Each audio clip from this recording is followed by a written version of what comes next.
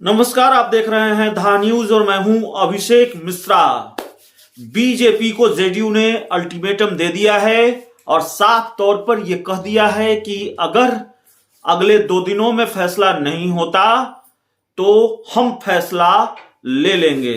JDU ने BJP को यह अल्टीमेटम यूपी विधानसभा चुनाव को लेकर दिया है। आप जानते हैं जेडीयू ये चाहती है कि यूपी का विधानसभा चुनाव बीजेपी और जेडीयू मिलकर लड़े। और जो खबरें सामने आती रही हैं सूत्रों के हवाले से और मीडिया रिपोर्ट्स के हवाले से, वो खबरें ये सामने आती रही है कि 25 से 30 सीटें चाहती है कि बीजेपी जेडीयू को दे और जेडीयू 25 से 30 सीटों पर चुनाव लड़ना चाहती है। 25 से 30 सीटों की हिस्सेदारी यूपी में बीजेपी से चाहती है।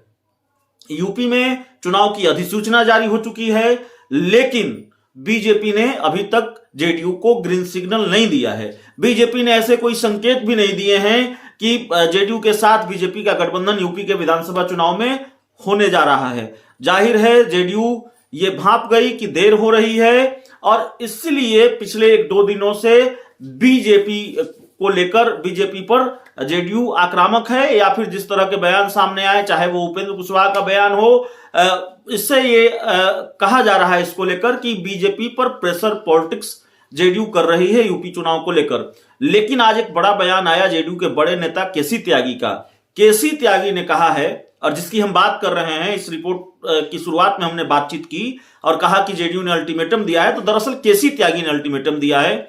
जेडीयू के बड़े नेता हैं और उन्होंने कहा है कि अगर बात नहीं मानी जाती है, बीजेपी कोई फैसला नहीं लेती है इसको लेकर, हमारी डिमांड को लेकर, तो जेडीयू उत्तर प्रदेश का विधानसभा चुनाव अकेले लड़ेगी, जेडीयू ये फैसला ले लेगी। तो जाहिर है एक तरह का अल्टीमेटम बीजेपी को जेडीयू ने दे दिया है। और इससे पहले उपेंद्र कुशवाहा की प्रेशर पॉलिटिक्स सामने आई थी। उपेंद्र कुशवाहा ने विधान परिषद चुनाव के बहाने बीजेपी को आंख दिखाने की कोशिश की थी, जिसका जवाब आज बीजेपी की तरफ से आया, डिप्टी सीएम तारकिशोर प्रसाद की तरफ से आया। दरअसल उपेंद्र कुशवाहा ने कहा था कि स्थानीय निकाय कोटे से विधान परिषद की जिन 24 सीटों पर चुनाव होने वाला है उसमें से 10 सीटें जेडीयू को हिस्सेदारी में मिलनी चाहिए। 10 सीटों पर बीजेपी को, 10 सीटों को जेडीयू, 10 सीटों पर जेडीयू को, 2 सीटों पर हिंदुस्तानी अवाम मोर्चा को और 2 सीटों पर वीआईपी पार्टी को चुनाव लड़ना चाहिए। जबकि जो आंकड़ा है वो ये है, जो गणित है वो ये है कि 13 सीटें पहले से बीजेपी के पास रही है। ऐसे में बीजेपी 3 सीटों का नुकसान क्यों सहेगी, ये अपने आप में बड़ा सवाल है।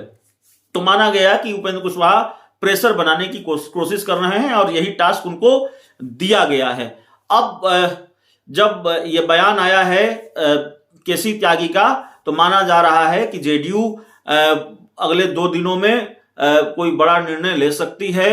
हालांकि आरसीपी सिंह को अधिकृत किया गया था बीजेपी से बातचीत करने का, सीटों को लेकर, बीजेपी के साथ सीटों को लेकर डील करने का, लेकिन वो अभी तक नहीं हो पाया है। और अब बयान उपेंद्र कुशवाहा की तरफ से भी और अब बयान केसी त्यागी की तरफ से भी देखना बड़ा दिलचस्प होगा कि बीजेपी गंभीरता से लेती है कि नहीं लेती है जेडीयू के अल्टीमेटम को, गठबंधन को लेकर कोई फैसला लेती है या नहीं लेती है।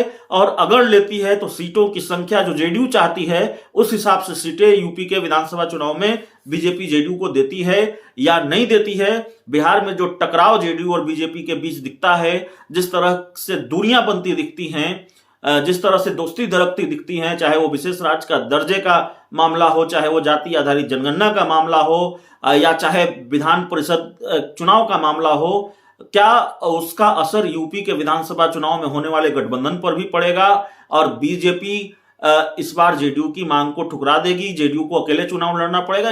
इन सारे सवालों के जवाब आने वाले कुछ दिनों में या अगले कुछ घंटों में मिल सकते हैं। जैसा कि केसी त्यागी ने कहा है कि 48 घंटों में 1-2 दिनों में फैसला नहीं लिया गया तो जेडीयू अकेले चुनाव लड़ेगी। तो संभव है कि जेडीयू कोई बड़ा ऐलान अगले 2-3 दिनों में कर दे यूपी में विधानसभा चुनाव लड़ने को लेकर। तो इस पूरी खबर में इतना ही, इस पूरी रिपोर्ट में इतना ही। बहुत बहुत धन्यवाद।